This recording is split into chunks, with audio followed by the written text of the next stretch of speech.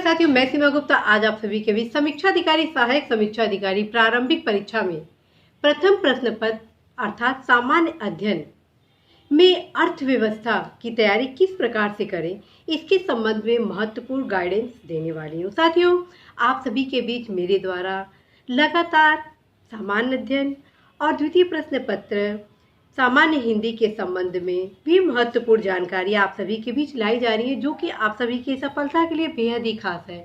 उसी क्रम में साथियों, आज मैं आप सभी को बताने वाली हूँ कि अर्थव्यवस्था की तैयारी आप किस प्रकार से करें ताकि आप निश्चित रूप से अर्थव्यवस्था से पूछे गए सभी प्रश्नों का बखूबी से उत्तर दे सकें। साथियों, सबसे पहले यह जानिए, 2-3 साल के परीक्षा में पूछे गए प्रश्नों के आधार पर यह स्पष्ट हो जाता है कि अब लगातार देश की प्रेस्टीजियस सर्विस में भारतीय अर्थव्यवस्था से प्रश्नों की संख्या ज़्यादा पूछी जा रही है। उसी क्रम में आप सभी को अवगत कराना है कि निश्चित रूप से जो समीक्षा अधिकारी सहायक समीक्षा अधिकारी प्रारंभिक परीक्षा 2021 आयोजित होनी है, उसमें भी अर्थव्यवस्था से अच्छी खासी प्रश्न पूछे जाएंगे। अतः आप सभी को यही कहना है कि आप अर्थव्यवस्था पर विशेष फोकस जरूर देंगे और मैं आप सभी को यही बोलूंगी कि आप अवश्य ही अर्थव्यवस्था की तैयारी के लिए प्रतियोगिता दर्पण के भारतीय अर्थव्यवस्था का अतिरिक्तांक अनिवार्य रूप से पढ़ेंगे। साथियों, प्रतियोगिता दर्पण का जो अतिरिक्तांक है भारतीय अर्थव्यवस्था से रिलेटेड, लगभग उससे मैक्सिमम क्वेश्चन आपके अर्थव्यवस्था के पूछे जाते हैं। और खास बात है कि अर्थव्यवस्था से जो भी प्रश्न पूछे जाते हैं उसमें आप देखेंगे कि आंकड़ा से संबंधित क्वेश्चन मैक्सिमम होते हैं।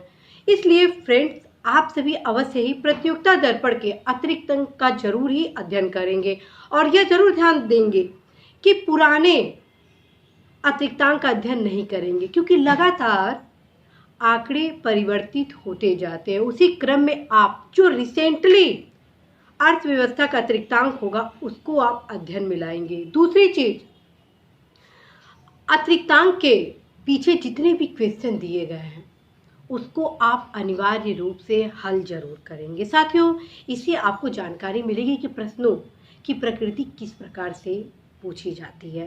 साथ में आप सभी को पता होगा कि आपकी तैयारी का स्तर क्या है। दूसरी तरफ अतिरिक्तांक को कैसे पढ़े, ये ऑलरेडी मेरे द्वारा आप सभी को बताया जा चुका है। बावजूद आप सभी के इस परीक्षा के क्रम में मैं पुनः आप सभी के बीच बताऊंगी कि किस प्रकार से भारतीय अर्थव्यवस्था का अतिरिक्तांक का आप अध्ययन करें ताकि आप मैक्सिमम क्वेश्चन सही कर सके। साथियों, अतिरिक्तांक का जो लगभग 45 पेज होता है आरंभिक, जिसमें संचिका सार संक्षेप होता है, उसे कम से कम आप 2 से 3 बार सबसे पहले पढ़ेंगे। उसके बाद आप भारतीय अर्थव्यवस्था के अतिरिक्तांक का अध्ययन आरंभ करेंगे।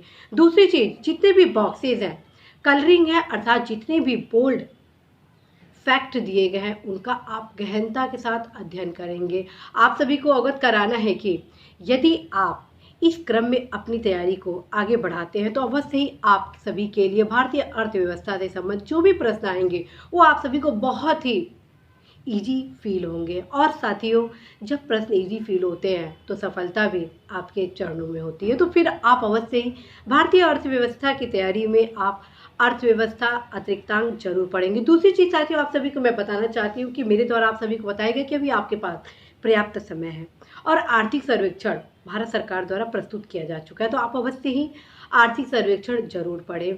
और साथियों, इस बार 2 पार्ट में आर्थिक सर्वेक्षण जो आए हैं उन दोनों का अध्ययन करना बेहद जरूरी है।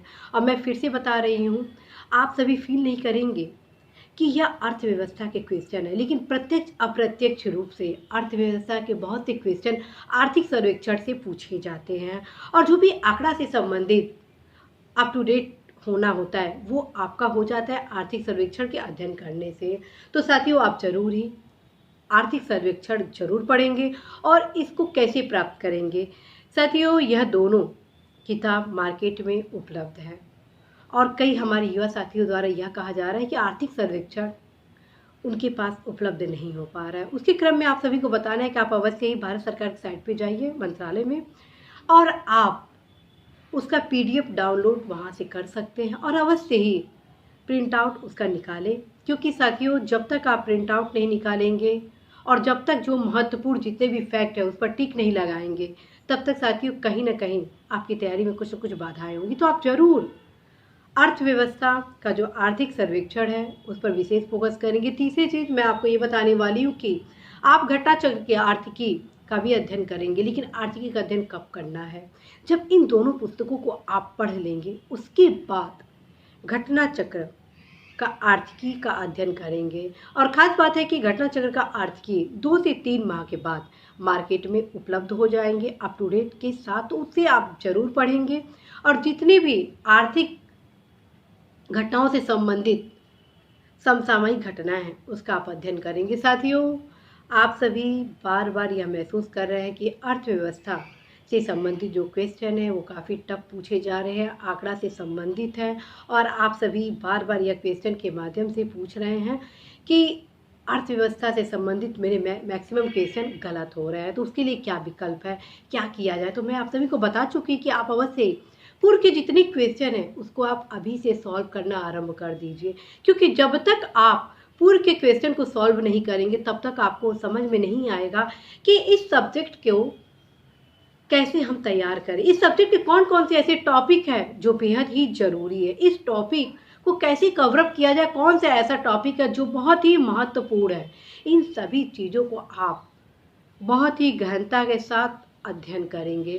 साथियों, मुझे पूर्ण भरोसा है आप सभी की कर्मठता पर, आप सभी के परिश्रम पर और आप सभी के भीतर छिपे असीम ऊर्जा पर कि आप अवश्य ही अपने हर एक मिनट को 100 मिनट में कन्वर्ट करने की क्षमता को जरूर डेवलप करेंगे। और निश्चित रूप से इस परीक्षा में न सिर्फ आप सफल होंगे बल्कि बेहतर रैंक भी प्राप्त करेंगे। तो साथियों, आप अवश्य ही अर्थव्यवस्था के लिए प्रतियोगिता दर्पण के अतिरिक्तांक को अध्ययन सामग्री में शामिल करेंगे, आर्थिक सर्वेक्षण को शामिल करेंगे और आप आर्थिकी जो घटना चक्र का है उसको शामिल करेंगे। लेकिन इन तीनों को पढ़ने के पूर्व आप सबसे पहले घटना चक्र का पूर्वावलोकन, जिसमें पूर्व के जितने क्वेश्चन हैं, चाहे वो आईएएस हो, पीसीएस हो, आरओ हो या अन्य प्रदेश के सिविल सर्विसेज के जो क्वेश्चन होते हैं वे टोटल उसमें समायोजित होते हैं।